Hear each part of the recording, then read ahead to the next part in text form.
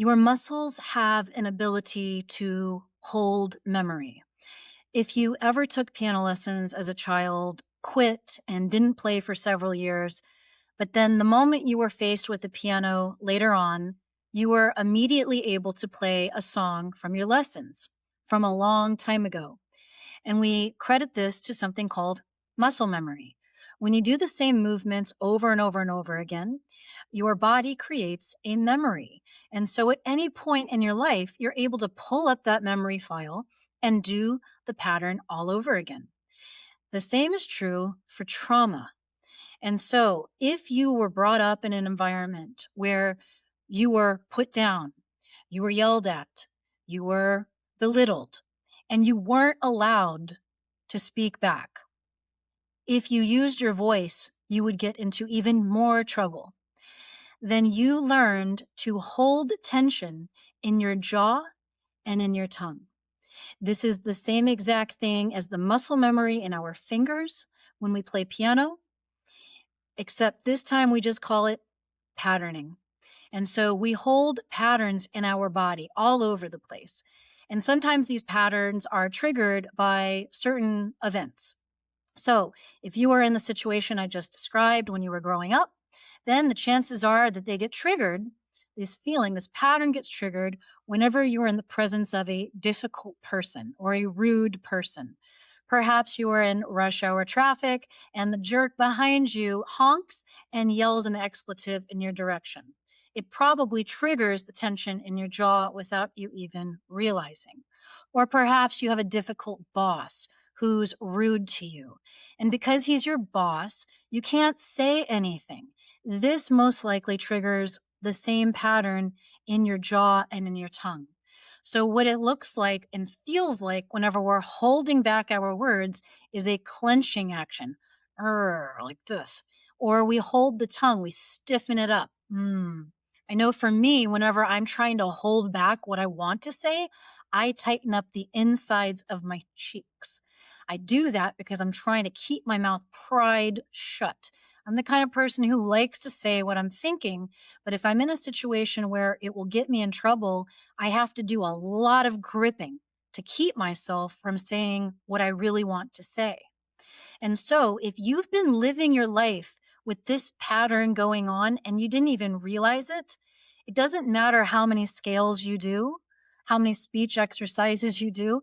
If your muscles are still gripping in this pattern because of the muscle memory, because you're getting triggered every single time you're around somebody who's difficult or somebody who puts you down, or perhaps you have a relative who's just snarky with you and you realize it's not worth it to fight back, but it does something to you.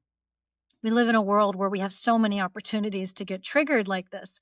And so it's a good idea to try and pay attention to these muscles. So today I'm going to give you a very short routine that you can do to start loosening up these muscles and start to become more aware of this pattern in your jaw.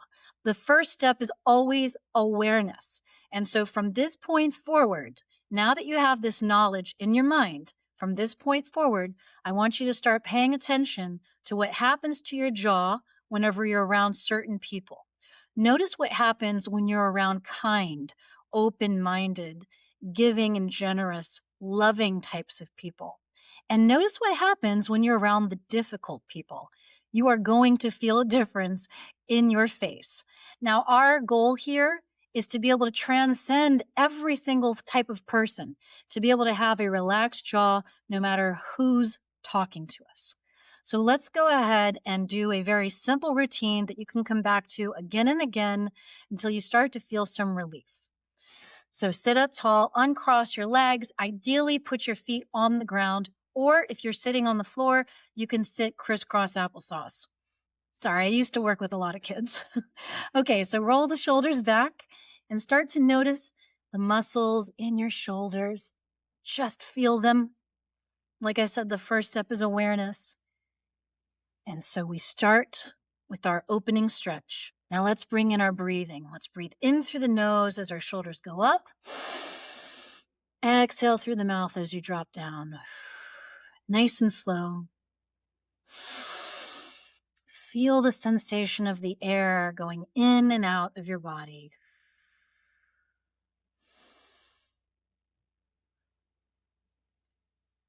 And with your awareness, any tension that's there in your shoulders begins to melt, little bit at a time, and your breathing becomes slower and easier.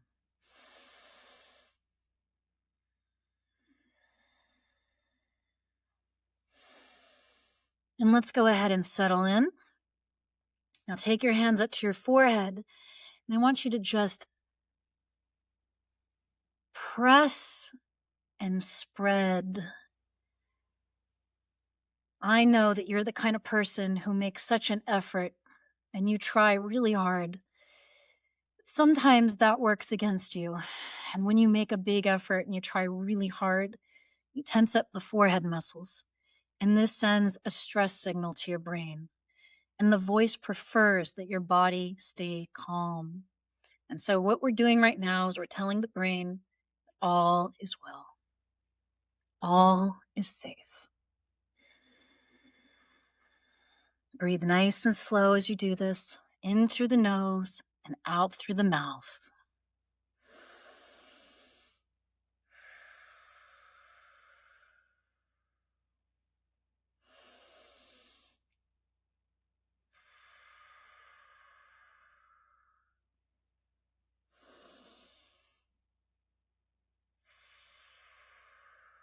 Go ahead, release those hands, and let's stretch out the face. Let's really stretch the muscles in our cheeks. Notice what it feels like. You may feel some popping sensation in your jaw.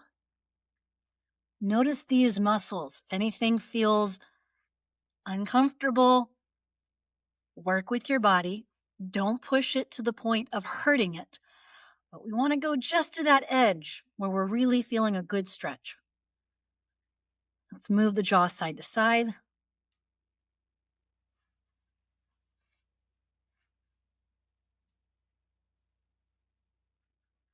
Now let's go ahead and massage the masseter muscle that goes from the jawline to the cheekbone. So keep your jaw nice and loose. Oh, we all hang down. And let's take 3 fingers on the baseline, both sides. We're going to press in and up. Same principle applies. We want as much pressure as you feel comfortable with. You just don't want to hurt yourself. So be smart here. Let's incorporate our breathing. Breathe in as we go up. And exhale when you are ready to reset.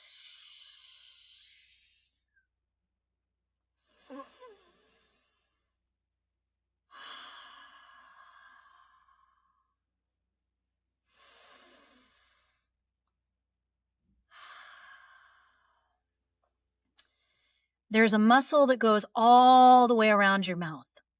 And you've heard the expression, a tight upper lip, which is an expression that means you basically censor what it is you want to say. And this is a very real thing. And so if you are somebody who has had to hold back what you want to say, you're going to feel some tension right here. So let's work it out. Let's take 2 fingers. We're going to press in and vibrate. Make sure your jaw stays hanging low. We're going to circle around the whole mouth, trying to cover each spot. Let the jaw hang.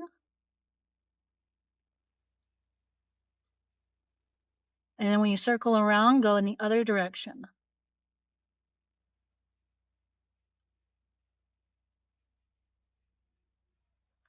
Good. Go ahead and stretch it out a little more. Let's do some lip trills.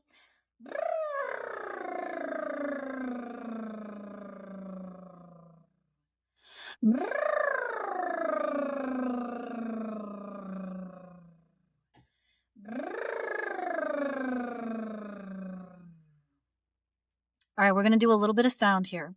So what I want you to do is pretend like you're about to yawn. So drop the back of your tongue and go, oh, oh.